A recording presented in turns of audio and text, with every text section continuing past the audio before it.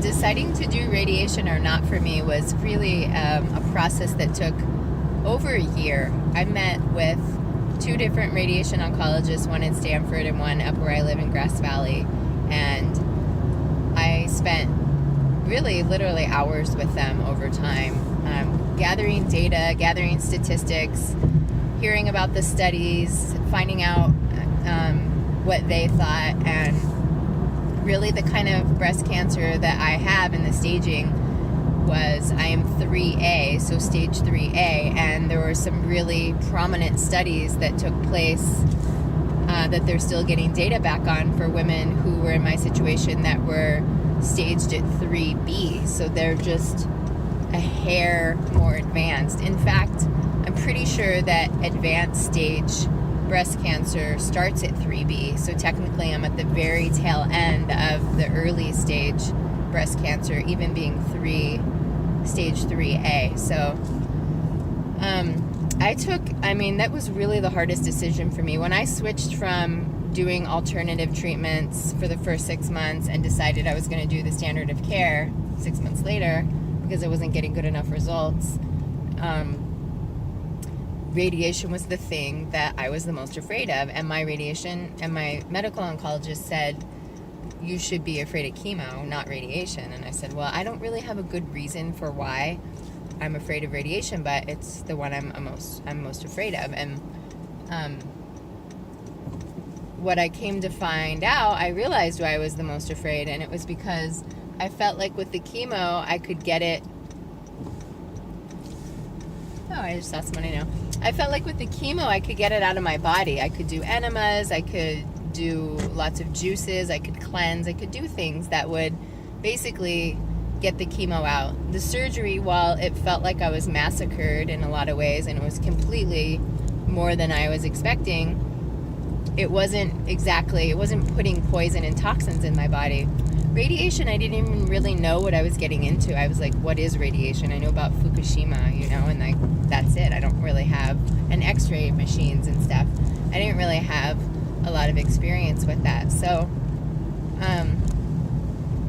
my biggest fear, well, my 2 biggest fears, one of my big fears was that I would end up with one of these secondary cancers, so meaning that the place where I'm getting the radiation, near where the tumor was and where the lymph node involvement was, I'd somehow end up with like bone cancer or something of that nature, or muscle, another tumor basically in that place. And the studies show, from what I understand, is that it takes between 7 and up to 20 years for one of those secondary cancers to develop. So it's a long time down the road.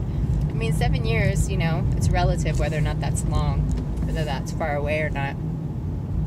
But I was afraid of that, and then also having some sort of like bone breakage or something like that, because I've heard stories where women end up with a broken rib while they're getting radiation. And I was also worried about my skin. I saw some pretty horrific photos, like Instagram and just online, of women who were suffering terrible, terrible skin conditions from radiation, like blistering, pussing, oozing, bleeding, gaping. It was just really bad. So I did everything I could to deal with the skin part of it, and that turned out pretty fine. And then in my last conversation with the radiation oncologist, he said, Anitra, I've been doing this about 30 years. We were doing some approximate math. He's like, about 30 years, I've had about 3,000 women with breast cancer over those years. And of those 3,000 women with breast cancer, I did not have one woman that had a secondary cancer from the breast cancer radiation in my 30 years. And then I thought, okay, well, God, that's really encouraging. And if they didn't find out for 7 to 20 years later, how would you really know? We might not even have the same doctor. But so, that's a little bit left in the open for me. But that really eased my mind when I know I asked him that question before, but it's been so hard to what is going on here? Distill all of these questions, because I've been dealing with so many of them over time. and it's hard to keep track of everything. So it was really good that I asked him that question again, and I felt encouraged. Oh shoot, I don't even know if I was recording. I don't need to worry about that. That's clearly not a big issue. So anyway, oh, okay, so the other thing that had me decide to do radiation, I mean, Stanford strongly encouraged it because they said, you're right on the line. If I were stage 3B, they'd say, no question, you should get radiation.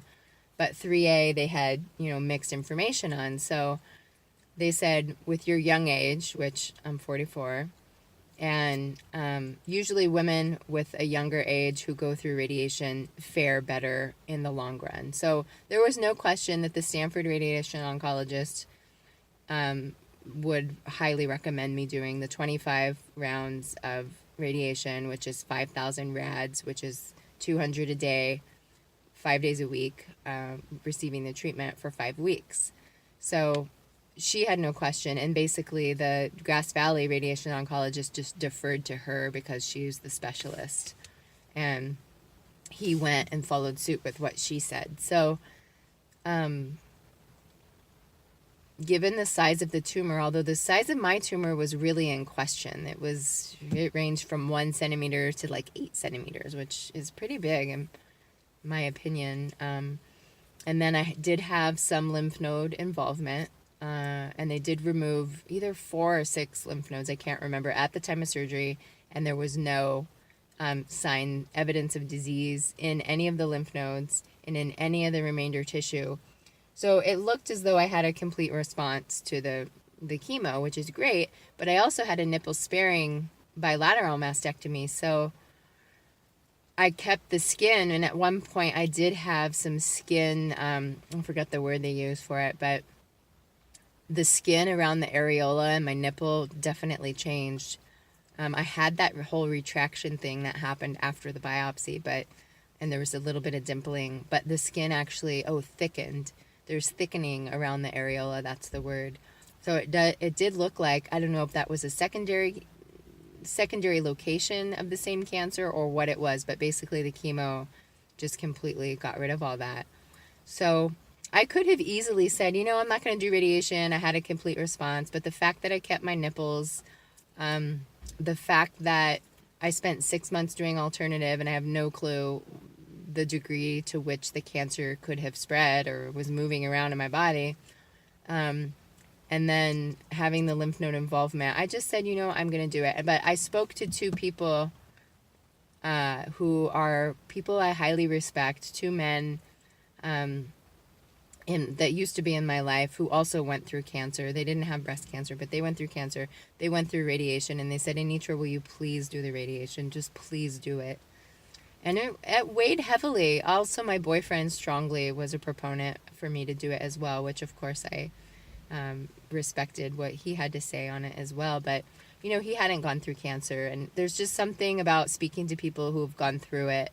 I always say you never know what you'll do until it happens to you. And so I have a lot of regard for people who have gone through this path before. So it was a really hard decision for me, and in the end, I'm so glad I chose it.